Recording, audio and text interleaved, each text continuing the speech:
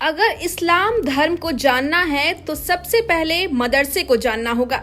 क्या आपने इससे पहले मदरसे जैसी कोई शब्द सुनी थी? और सुनी भी है तो बहुतों को नहीं पता होगा मदरसा होता क्या है, पढ़ाई क्या होती है, कौन देता है इन्हें पैसे और आखिर दुनिया में कब हुई थी इनकी शुरुआत, जानेंगे आज इस पूरी वीडियो में। मदरसे में दीनी यानी कि मजहबी तालीम पढ़ाई करवाई जाती है। इससे लोगों को इस्लाम धर्म के बारे में पता चलता है, इस्लाम धर्म की पूरी जानकारी होती है। मदरसा यह एक अरबी भाषा का शब्द है जिसका सीधा मतलब होता है पढ़ने की जगह, लेकिन इसके फंडिंग को लेकर अब सवाल उठ रहे हैं। दरअसल यूपी में एसआईटी टीम के जांच में 13,000 मदरसे अवैध पाए गए हैं। अब इन मदरसे को बंद कराने की शिकायत भी हुई है। जितने भी अवैध मदरसे मिले उनमें से ज्यादातर मदरसे भारत नेपाल बॉर्डर पर स्थित है। इस स्पेशल इन्वेस्टिगेशन जांच में बहुत मदरसे पाए गए हैं जो हिसाब किताब नहीं दे पाए हैं। टीम को लग रहा है कि मदरसों को हवाला से मिल रहे धन से निर्माण किया गया है। यूपी स्पेशल टीम ने अपनी जांच में पाया कि इस मदरसों में बातचीत के बर्ताव को बढ़ावा देने के लिए हो रहा था।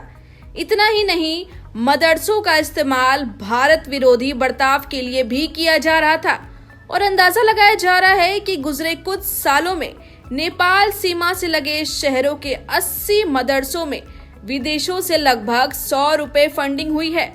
बीते 25 सालों में बहराइच, श्रावस्ती, महाराजागंज और सिद्धार्थ नगर जिले में मदरसे बने हैं। यहाँ तक कि और भी कई जिलों में मदरसे बनने का मामला सामने आया है। लेकिन ये तो हमने जान ली मदरसा के बारे में, अब पढ़ाई के बारे में भी थोड़ा जान लेते हैं। हमने आपको पहले बताया था मदरसा एक अरबी भाषा का शब्द है जिसका मतलब होता है पढ़ाई का स्थान। मदरसे को पहचानने जाएं तो यह एक प्रकार का इस्लामिक विद्यालय है। यहाँ पढ़ाई का तरीका और सिलेबस अलग अलग होता है। यह उनके बोर्ड, मैनेजमेंट और शिक्षा में निर्भर करता है। धार्मिक शिक्षा में कुरान, हदीस, तफसीर, फिका और इस्लाम के इतिहास, इन सारी रिलीजियस विषयों की शिक्षा दी जाती है। इतना ही नहीं, यहाँ के बच्चों को अरबी भाषा बोलने, लिखने और समझने की ट्रेनिंग भी दी जाती है और अच्छे सिटीजन बनने के लिए और समाज में अपना योगदान कराने के लिए जरूरी मूल्यों पर विकास दी जाती है। नैतिक शिक्षा प्रदान करवाई जाती है।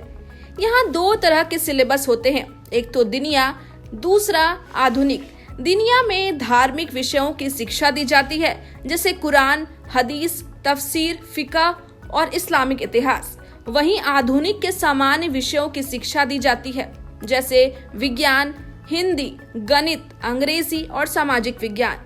मदरसों में बोर्ड भी 2 तरह के होते हैं, एक तो दारी उलूम देवबंद, दूसरा नदवातुल उलमा। दारी उलूम देवबंद बोर्ड दिनिया शिक्षा पर केंद्रित है जिसमें धार्मिक विषय चलती है और नदवातुल उलमा बोर्ड आधुनिक शिक्षा पर केंद्रित है जिसमें सामान्य विषय चलती है। मदरसा बोर्ड ऑफ इंडिया भारत सरकार द्वारा शुरू की गई थी। सबसे बड़ा मुद्दा मदरसों को धन कहां से आती है। इन्हें अलग अलग संगठनों से धन आता है, जैसे सरकारी अवस्था मुख्य है। जी हाँ, इनमें भारत सरकार का बहुत बड़ा योगदान होता है। एनजीओ हमेशा इनकी मदद के लिए तैयार रहता है।